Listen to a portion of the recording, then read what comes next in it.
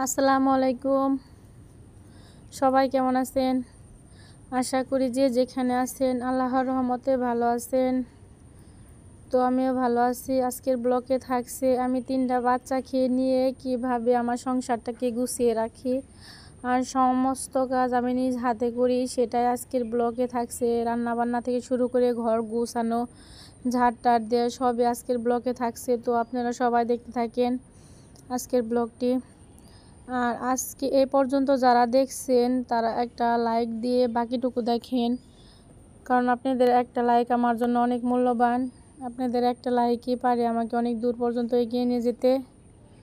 আর যারা নতুন আছেন, আমার ভিডিওর যদি কোনো অংশে ভালো লাগে তাহলে সাবস্ক্রাইব করে পাশে রাখতে পারেন, আর কমেন্টস করবেন, শেয়ার করবেন। তো এখানে আমার ছেলে মেয়েকে আমি খাওয়াইতেছিলাম। আর ওদেরকে একটু না খাওয়াই দিলে দেখা যায় পেট ভরে খায় না। ওরা হাত দিয়ে উঠায় খাইতে পারে মাশাল্লাহ, কিন্তু এখন আসলে আমি একটু খাওয়াই দিলাম, কারণ খাওয়াই দিলে নিজের কাছে একটু তৃপ্তি লাগে। কারণ খাওয়াই দিলে একটু পেটটা ভরে খায়, আর হাত দিয়ে দিলে পানা দেখা যায় লং টাইম ভরে খায়, পেটটা ভরে না, এই জন্য ভালো লাগে না। আর সময় যখন পাই তখন ওদেরকে আমি একটু খাওয়াই দিই, ছেলে মেয়েদেরকে খাওয়াই দেওয়ার চেষ্টা করি একটু সময় পেলেই। তো খাওয়াই দিলে ভালো লাগে, নিজেরাও খেতে পারে। আপনার ভাই আজকে বাসায় আর ও রুমে আছে, আর এদিকে আমার দেখেন রুমের অবস্থা একদম বেহাল অবস্থা খুবই। আর রুম পরিষ্কার না থাকলে তো নিজের কাছে ভালো লাগে না, কোনো কাজই করে ভালো লাগে না, যেন কেমন জানি লাগে। এজন্য প্রথমে আমি বিছনাটাকে ভালো করে পরিষ্কার করে নিলাম। আর আমার মেয়েটাকে বললাম, আম্মু তুমি আমার সাথে একটু কাজে সাহায্য করো। তো আমার মেয়েটা আসলে ও সমস্ত খেলনাগুলো গুছিয়ে দিল আমাকে, আর ও নিজে পরিষ্কার করতেছিল। আমি বললাম না থাক, আমি করি, ছোটো মানুষ। পরে আমি রুমটাকে আগে বিছানাটাকে গুছিয়ে নিলাম ভালোভাবে। আর বিছানা গুছানো থাকলে ভালো লাগে, নিজের কাছে ভালো লাগে যে না বিছানা গুছানো থাকলে মোটামুটি মনে হয় যে না রুমটা গুছানো আছে। এই জন্য আমি প্রথমে বিছানাটাকে গুছিয়ে নিলাম ভালোভাবে। গুছিয়ে ওইখানে সোফার মধ্যে ময়লা পড়ে আসছিল, ছোটো বাচ্চারা থাকলে যা হয়, মানে সারা ঘরে বিস্কিট এটা সেটা পড়ে থাকে, আর কতক্ষণ পরে পরে দেখা যায় যে পরিষ্কার করতে হয়। সোফাগুলো আমি ভালোভাবে ঝাঁকিয়ে পরিষ্কার করে নিলাম। পরিষ্কার করে তো আসবাবপত্রগুলো মুছে নিতেছিলাম, আর প্রতিদিনই তো আমার আসবাবপত্র মুছতেই হয়। রুমটা ভালোভাবে ঝাড়ু দিয়ে নিয়েছি, সব কিছু পরিষ্কার পরিচ্ছন্ন থাকলে নিজের কাছে ভালো লাগে আসলে। আর সব কিছু আমি দেখা যায় অনেক কষ্ট হয়, 3টা ছেলে মেয়ে আসলে খুবই নোংরা করে বাসাটাকে। ছোট্ট একটা রুম আমার, কিন্তু সব সময় চাই ছোট্ট একটা রুমটাকে আমি সুন্দর করে মানে সাজিয়ে গুজিয়ে রাখি। আসলে নিজের যা আছে আমি ততটুকু দিয়ে আসলে সাজিয়ে গুজিয়ে রাখার চেষ্টা করি। আমার অনেক কষ্ট হয়, ওরা অনেক নোংরা করে, তারপরেও আমি সব সময় মানে ওরা যখন নোংরা করব সাথে সাথে আমি সেটা পরিষ্কার করে দেওয়ার চেষ্টা করি। খাওয়া দাওয়া করার পরে পরিষ্কার পরিচ্ছন্ন করার চেষ্টা করি সাথে সাথেই। আর আমি সমস্ত কিছু মানে মুছে টুছে নিয়ে এসেছি, রুমটাও একদম মুছে। তো দুপুরে আমি রান্না করতে আসছি এখানে, কারণ গোছ গাছ থাকলে রান্না করতে আসলেও ভালো লাগে। আজকে সকালবেলা রান্না করি নাই, কারণ আপনাদের ভাই আজকে দোকানে যায় নাই, ও রুমেই একটু অসুস্থর কারণে ও 2 দিন ধরে মানে যাচ্ছে না, দোকানে যাচ্ছে না।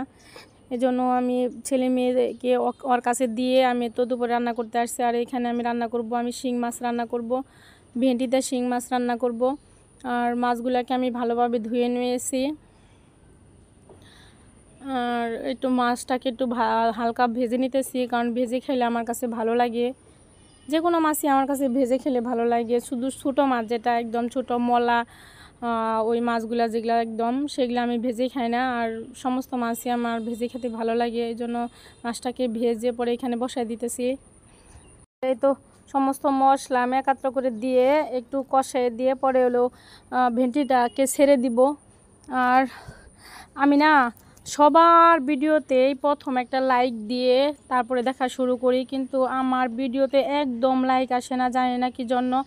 আমি চাই না আসলে আমার ধারাতে কারো মানে অনুপকার হোক, আমি চাই আমার উপকার না হলেও জানি আমার ধারাতে অন্য কারো উপকার হোক। এই জন্য আমি প্রথমে লাইক দিয়ে পরে দেখি, আর যখন আমি যার ভিডিও দেখি তার ভিডিও আমি ফুল ওয়াচ করি।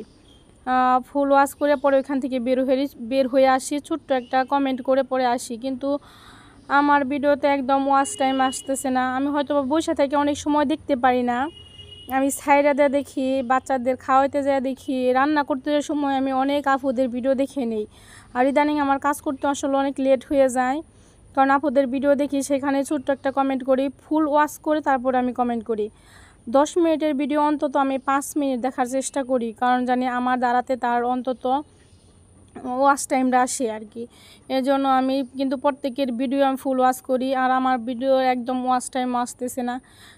আর এইখানে যদি একে অপরকে আসলে সাহায্য না করি তাহলে কিন্তু কখনো এগিয়ে যাওয়া যাবে না। একে অপরের পাশে দাঁড়াতে হবে আর একে অপরের ভিডিও দেখতে হবে। 10 মিনিটের ভিডিও অন্তত 5 মিনিট দেখতে হবে, যাতে তার ওয়াচ টাইম দিয়ে থাকে, সেইখান থেকে একটু ওয়াচ টাইম পায়। আর আমি কিন্তু সেই কাজটা করি। আর সবাই আমার ফুল ওয়াচ করার চেষ্টা করবেন, আর 10 মিনিটের ভিডিও থাকলে অন্তত 4-5 মিনিট করে দেখবেন, আর কেটে কেটে দেখবেন না, এতে ক্ষতি হয় আসলে একটা আর এই তো এদিকে আমার ভেন্ডির তরকারিটা হয়ে গেছে, আর বাচ্চাদের জন্য এখানে আমি একটু মুরগির মাংস রান্না করতেছি,